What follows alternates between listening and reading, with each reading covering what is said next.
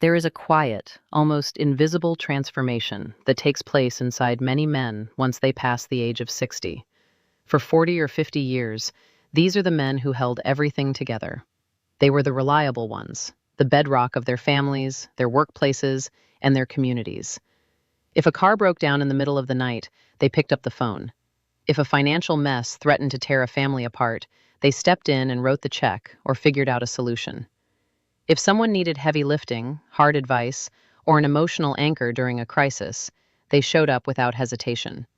They carried heavy loads for decades, and they did it all without making a scene, without demanding praise, and without complaining about how tired they were.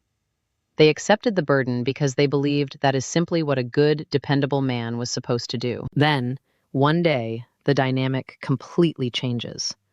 Almost out of nowhere, these same men simply pull back and disappear into absolute silence.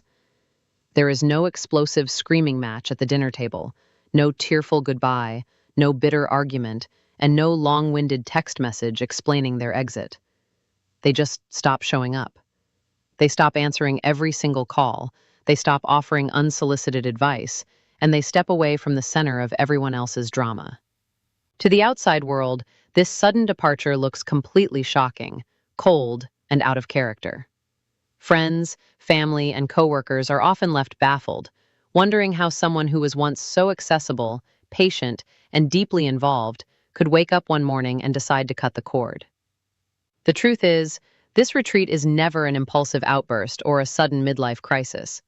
To understand why it happens, you have to realize that this moment is actually the final step of an invisible journey that started decades earlier. For years, these men quietly absorbed disappointments, unappreciated sacrifices, financial pressure, and one-sided dynamics where they gave everything while receiving very little in return. They didn't leave because they suddenly stopped caring or became bitter old men. They left because the accumulated weight of being everyone else's savior finally broke the camel's back. What looks like a sudden decision to an outsider is actually the end result of years of silent observation, quiet reflection, and a slow realization that their endless giving was taking a toll on their own well-being. When a man reaches his 60s, he finally understands that walking away isn't about starting a fight.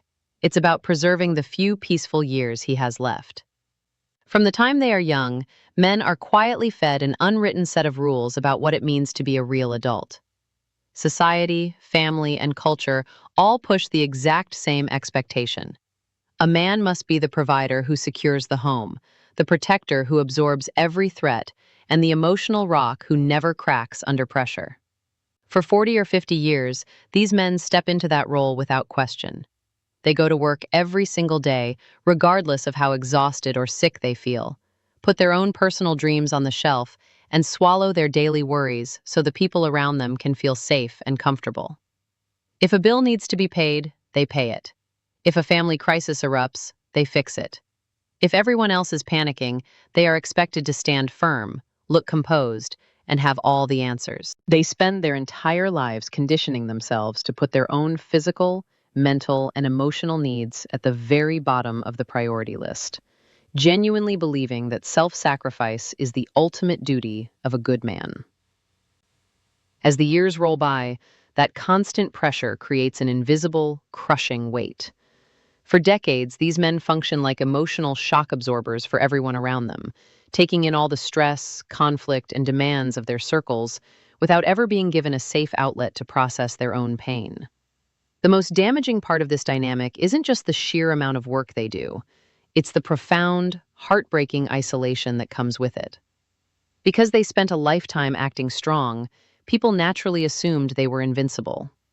Everyone around them became so comfortable using them as a refuge that no one ever thought to offer them one in return. Years turn into decades, and a shocking truth begins to set in. While they spent their entire lives running to rescue everyone else, virtually no one ever paused, looked them in the eye, and asked, "How are you doing? What do you need today?" By the time a man reaches his 60s, that realization hits with the force of a freight train. He looks back over his life and sees a long history of being valued for his utility rather than his humanity. He realizes that if he were to break down, the people relying on him would likely be annoyed by the inconvenience rather than concerned for his health. This brings about a massive internal shift. He looks at his remaining energy reserves, looks at the endless demands still being made of him, and realizes the math simply doesn't work anymore. He cannot keep burning himself out to keep others warm. When a senior man finally steps back and cuts ties after reaching this point, the world often misinterprets his actions as cold, selfish, or vengeful. But it is none of those things. He isn't walking away to hurt the people he left behind, nor is he trying to teach anyone a lesson. Cutting ties at this stage in life is a direct, survival-driven move to protect the tiny fraction of emotional energy he has left. He has spent decades carrying a load that was never meant for one person to bear alone, and he has finally reached the physical and mental limit. Stepping away into silence isn't an act of anger. It is the first time in 60 years that he has chosen to stop bleeding himself dry for people who never even noticed he was hurt. When a man is in his 20s or 30s, he usually lives with the optimistic belief that any problem can be solved if he just tries hard enough.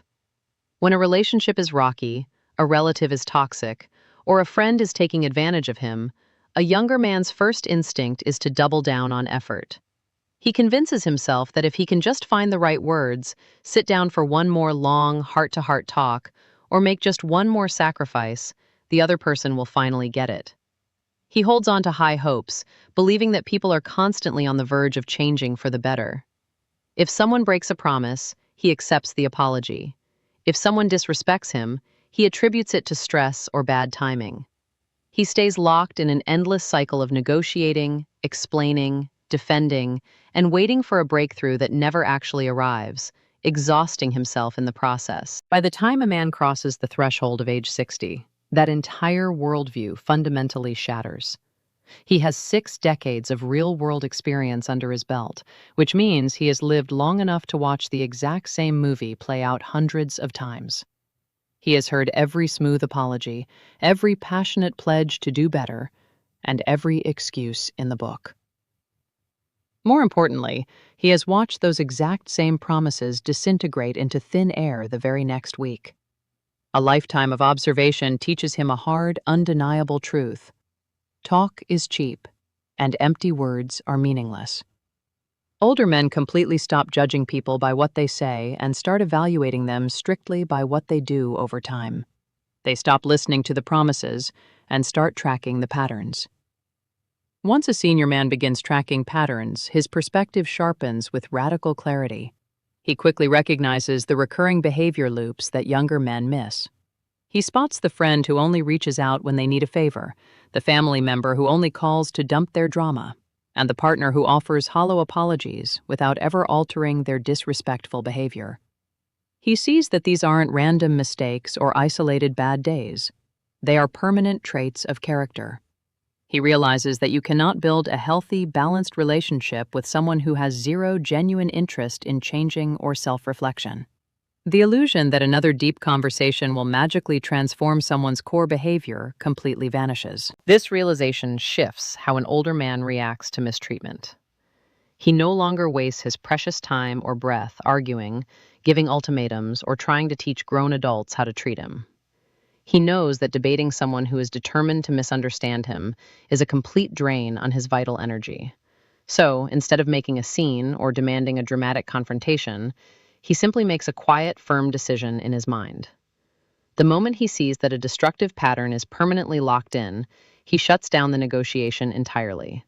Without any fuss, speeches, or fanfare, he closes the chapter, steps out of the cycle, and quietly exits the room for good. For most of a man's life, his entire identity is constructed around external roles and performance.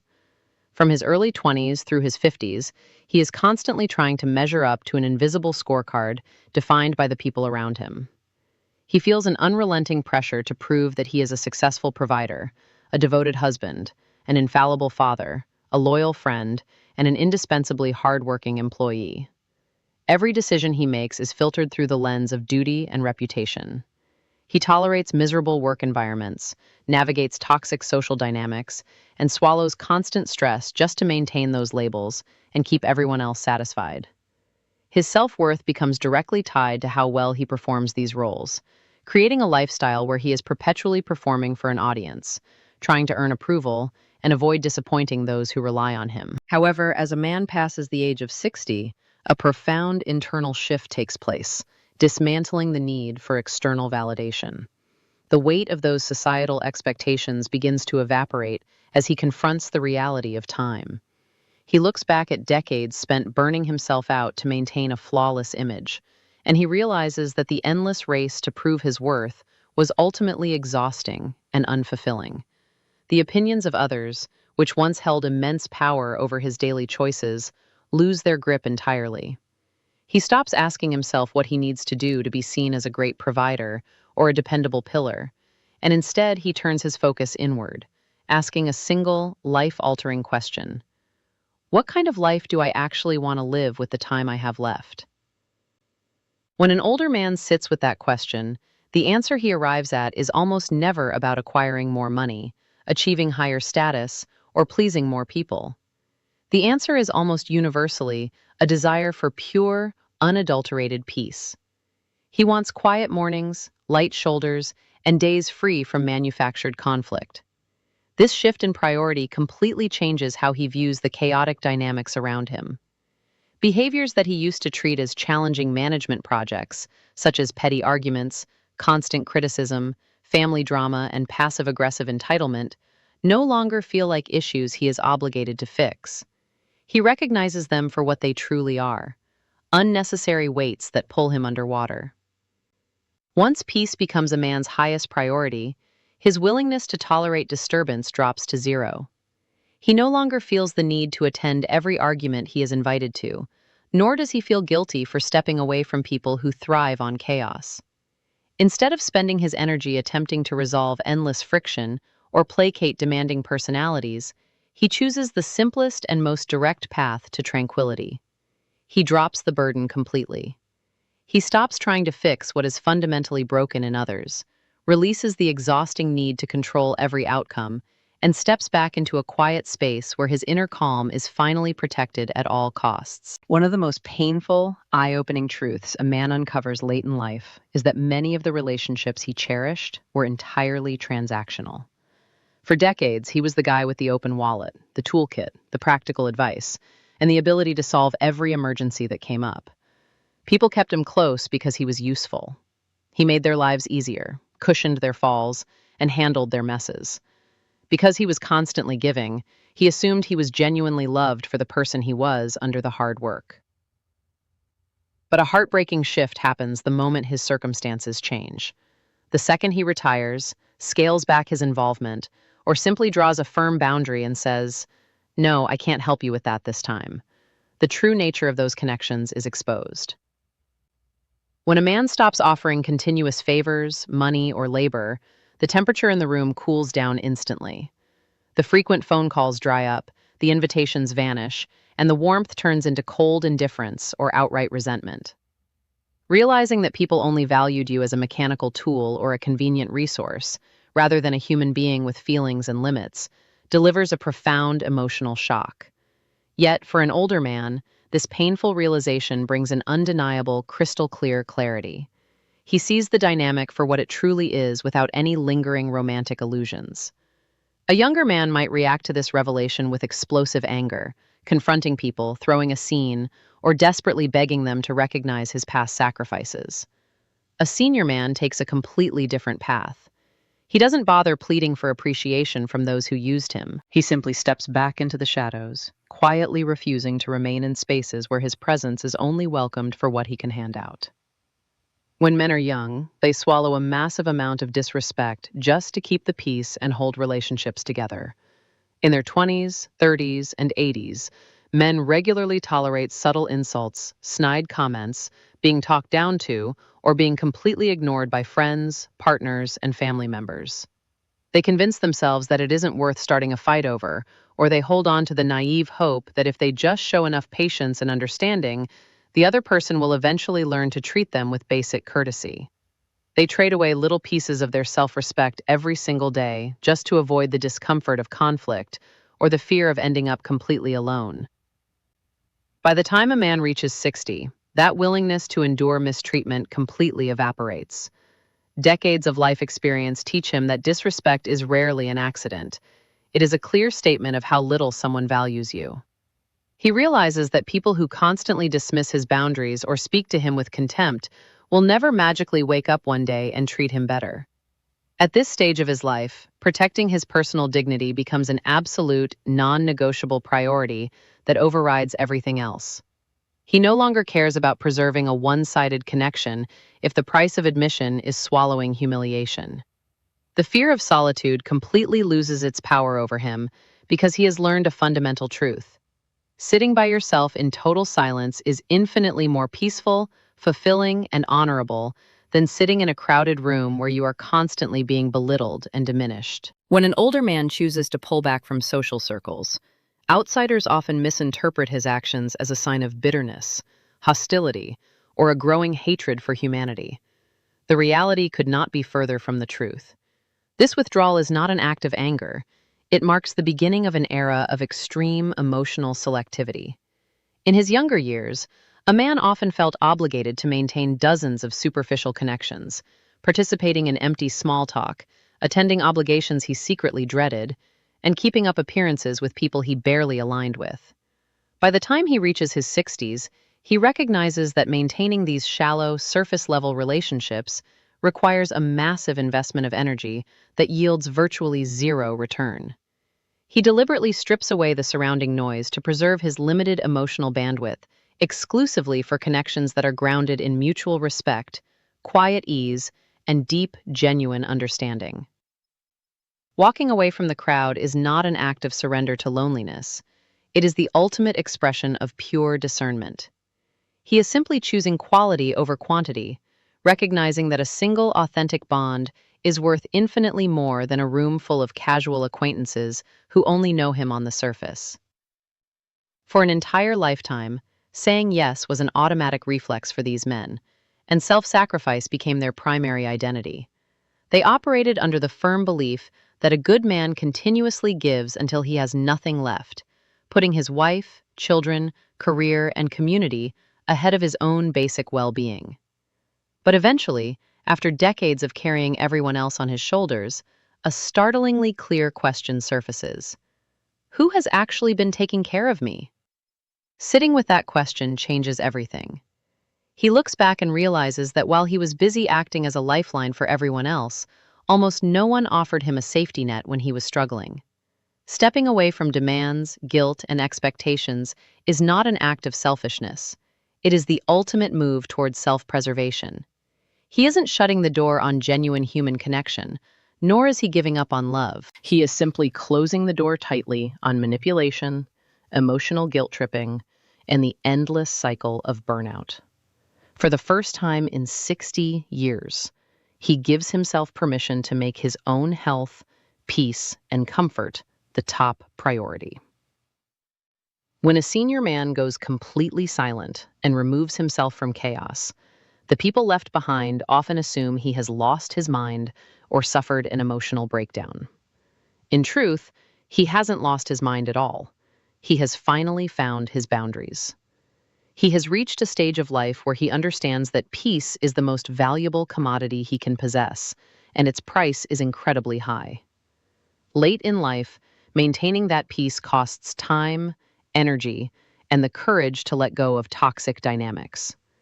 He looks at the remaining chapters of his life and decides, with absolute certainty, that he is no longer willing to purchase other people's comfort by paying with his own well-being.